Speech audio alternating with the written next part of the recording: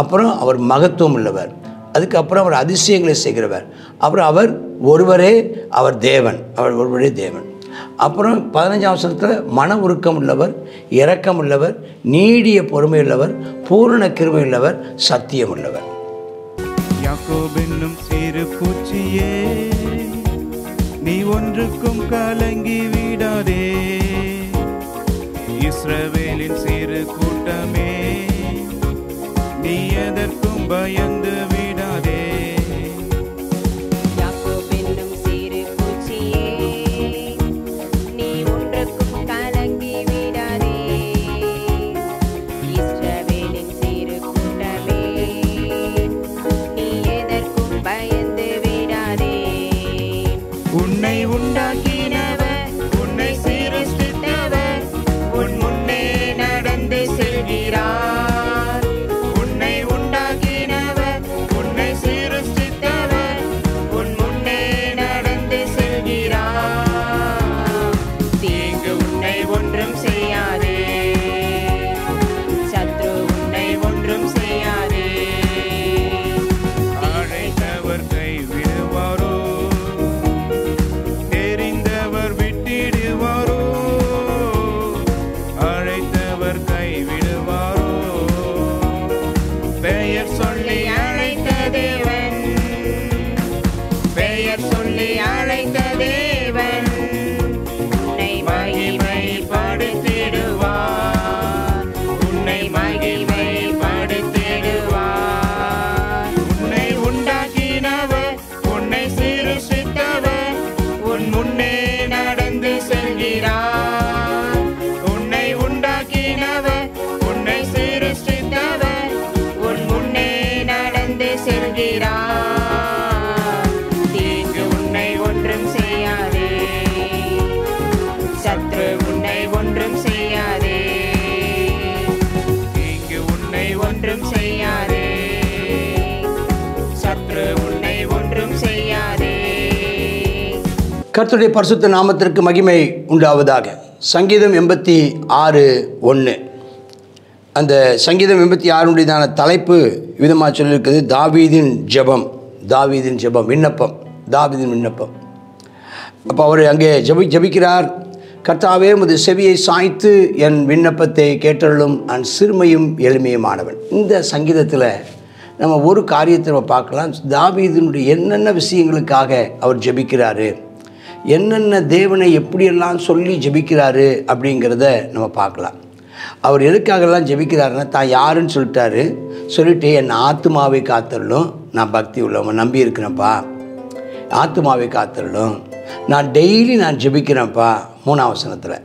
4ஆம் வசனத்தில் என் ஆத்துமாவை மகிழ்ச்சியாக்கும் ஆண்டவரே, என் ஆத்துமாவை. அப்போ என்ன ஆத்துமா அப்படிங்கிறது வந்து, ஆமாம், சரீரம் சொன்னால் நம்முடைய தோல், நம்ம கையை அப்படி தோல்னு காட்டலாம். சரீரம்னா ஆத்துமா அப்படின்னு சொன்னால் மூளை, மனசு, சிந்தனை, எண்ணங்கள் அப்படின்னு சொல்கிறோம்.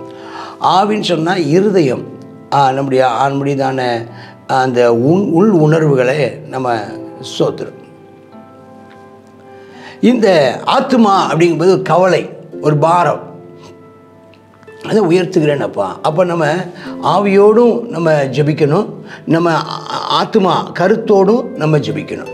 ஆண்டவர் சொல்கிறார், இந்த 5ஆம் வசனம் சொல்கிறார், ஆண்டவரே நீர் நல்லவரும் மன்னிக்கிறவரும், நல்லவரும் நன்மை செய்கிறவரும், நல்லவரும் மன்னிக்கிறவரும், உம்மை நோக்கி கூப்பிடுற யாவர் மேலும் மிகுந்த கிருபையுள்ளவராக இருக்கிறேன். நம்முடைய ஆண்டவருடையதான அந்த அவருடைய குணாதிசயத்தை பார்க்குறோம்.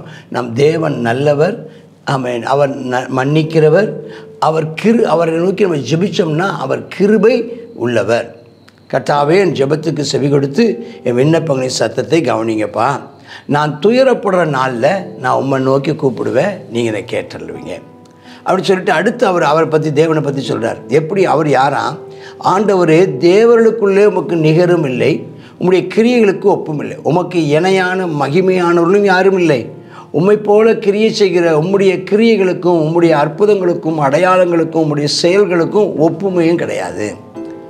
நீங்கள் உண்டாக்கின எல்லா ஜாதியிலும் வந்து உமாக பணிந்து உம்முடைய நாமத்தை எல்லாரும் மகிமைப்படுத்துவாங்க. நீர் மகத்துவம் உள்ளவர், அதிசயங்களை செய்கிறவர், நீர் ஒருவரே தேவன். எவ்வளோ பெரிய தேவன்! நம்ம அப்போ நம்ம ஜெபிக்கும் போதெல்லாம் கர்த்தருடைய நாமத்தை உயர்த்தணும், அவருடைய மகிமையை நம்ம சொல்லணும். ஆண்டவரே, இதெல்லாம் நீங்கள் சொல்லணும். தேவனே, நீ மகத்துவம் உள்ளவர், நீர் அதிசயங்களை செய்கிறவர், நீ ஒருவரே தேவன் அப்படின்னு சொல்லணும். அப்புறம் இவர் அவர் சொல்கிறாரு, ஆண்டவரே எனக்கு 11ஆம் வசனத்தை எனக்கு போதிங்க, உங்கள் சத்தியத்தில் நான் நடப்பேன், உங்களுடைய நாமத்துக்கு பயந்திருக்கும்படி என் இருதயத்தை ஒருமுகப்படுத்தும். ஆண்டவரே, என்னுடைய இருதயத்தை ஒருமுகப்படுத்தும், என் இருதயத்தின் யோசனைகள் உமக்கு பிரியமாக இருக்கட்டும், நான் முழு இருதயத்தோடு உம்மை துதிப்பேன், உங்களுடைய நாமத்தை மகிமைப்படுத்துவேன். ஏன்னா 13ஆம் வசனம், நீர் எனக்கு பாராட்டின கிருபை பெருசு, என் ஆத்துமாவை தாழ்ந்த பாதாளத்திலேருந்து நீங்கள் தப்பு வச்சிங்க.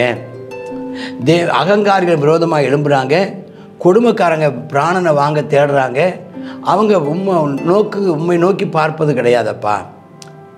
இப்போ எனக்கு இறங்குங்க ஆண்டவரே, நீர் மன உருக்கமும் இரக்கமும் நீடிய பொறுமையும் பூரண கிருபையும் உள்ள சத்தியமுள்ள தேவன், என்மேல் நோக்கமாயிருந்து எனக்கு இறங்கும், இப்படி வல்லமை மதுக்கு அடியானுக்கு அருளி அடியாளுக்குமான ரட்சி. அப்போ இந்த இதில் முக்கியமாக நீங்கள் பார்த்தீங்கன்னா 5ஆம் வசனத்தில் அவர் நல்லவர், அவர் மன்னிக்கிறவர், கிருபையுள்ளவர்.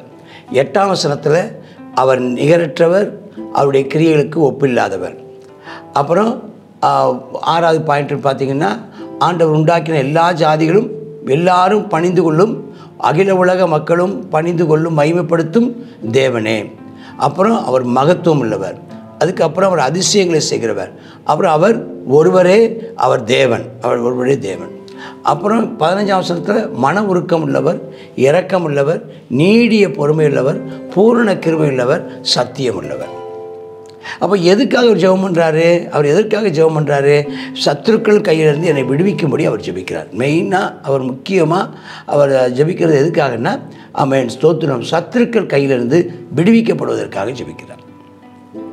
17ஆம் வசனம் நம்ம எல்லாம் சேர்ந்து எப்பவும் சொல்லக்கூடிய ஒரு வசனம், கர்த்தாவே நீர் எனக்கு துணை செய்து என்னை தேற்றுகிறதை என் பகைஞர் கண்டு வெட்கப்படும்படிக்கு எனக்கு அனுகூலமாக ஒரு அடையாளத்தை காண்பித்தரணும். அன்று இன்றைக்கு எனக்கு ஒரு அடையாளத்தை காமிங்கப்பா, இன்று எனக்கு ஒரு அடையாளம். இன்றைக்கி இந்த ஜெபத்தோடு கூட இந்த வசனத்தை கேட்ட அன்பு பிள்ளைகளே, இன்றைக்கு கர்த்தர் உன்னோடு கூட இருப்பதை ஒரு அடையாளத்தாலே நிரூபிப்பார். இன்று கர்த்தர் உன் ஜெபத்தை கேட்டார் என்பதற்கு அடையாளமான ஒரு அற்புதத்தை கர்த்தர் செய்வார். அவரை விசுவாசியுங்கள், அவர் நாமத்தை சொல்லி கையெடுங்கள். இந்த வசனத்தில் நான் சொல்லப்பட்ட மாதிரி 10க்கும் அதிகமான அவருடைய நாமங்களை சொல்லி அவருடையதான குணாதிசயங்களை சொல்லி அதை அறிக்கையிடுங்கள். கர்த்தர் உங்களுக்கு ஒரு அற்புதத்தை செய்வார். உங்கள் சத்துருக்கள் கையிலிருந்து விடுவிக்கும் பொன்னாளாக இந்நாள் இருப்பதாக. Amen, amen. God bless you. சங்கீதம் 86வது சங்கீதத்தில் தாவீது தன்னை யார் என்றும் தேவன் யார் என்றும் இந்த இடத்துல சொல்கிறது பார்க்குறோம். ஆண்டவரே, உங்கள் சத்தத்தை கேட்டு உங்களுடைய செவியை திறந்து எங்களுடைய சத்தத்தை கேளுங்க, நாங்கள் சிறுமையும் எளிமையுமானவங்கப்பா அப்படின்னு சொல்லி தன்னை குறித்து சொல்லுகிறார். நான் மிகவும் பக்தி உள்ளவன், உங்களை நம்பி இருக்கிறேன்ப்பா, உங்களுடைய சத்தியத்தில் நான் நடப்பேன், உங்களுடைய நாமத்தை நான் இந்த டேக்கு நான் என்ன செய்வேன், மகிமைப்படுத்துவேன் ஆண்டவரே அப்படின்னு சொல்லிட்டு அவரை பற்றி சொல்கிறார். அவர் நல்லவர், மன்னிக்கிறவர், கூப்பிடுகிற யாவருக்கும் பதிலளிக்கிறவர், அவர் என்ன கிருபையுள்ள தேவன், நிகரற்றவர், ஒப்பற்றவர், மகத்துவம் உள்ளவர், அதிசயங்களை செய்கிறவர், அவருடைய கிருபை பெரியது அப்படின்றதான தேவனுடைய மகத்துவத்தை குறித்து அவர் யார், ஆகையினால அவருடைய விண்ணப்பம் கண்டிப்பாக கேட்கப்படும் அப்படிங்கிறத அவர் சொல்லுகிறார். என்ன விண்ணப்பம் பண்ணுறாரு அப்படின்றத நம்ம இந்த நாளில் நாமளும் அந்த விண்ணப்பத்தை சேர்ந்து தாவீதோடு சேர்ந்து பண்ணுவோமா? ஜெபிக்கலாம். கர்த்தாவே ஸ்தோத்திரமப்பா, இந்த நாளிலும் கர்த்தாவே உம்முடைய வழியை எங்களுக்கு போதித்தரலும், உமக்கு பயந்திருக்கும்படிக்கு கர்த்தாவே எங்களுடைய இருதயத்தை அப்பா ஒருமுகப்படுத்தி அருளும் ஆண்டவரே. கர்த்தாவே அகங்காரிகள் எங்களுக்கு விரோதமாய் எழும்புகிறார்களப்பா, கொடுமைக்காரர்கள் கர்த்தாவே எங்களுடைய பிராணனை வாங்க தேடுகிறார்களப்பா. கர்த்தாவே நீர் எங்களுக்கு இறங்கி உம்முடைய வல்லமை அருளி உமது அடியாரை ரட்சியும் ஆண்டவரே. அப்பா நீர் எங்களுக்கு துணை செய்து செய்கிறதை எங்களுடைய பகைஞர் கண்டு வெட்கப்படும்படியாக எங்களுக்கு அனுகூலமான அடையாளத்தை காண்பித்தரல வேண்டும் என்று சொல்லி ஜெபிக்கிறோம். இயேசுவின் நாமத்தில் பிதாவே, ஆமென்.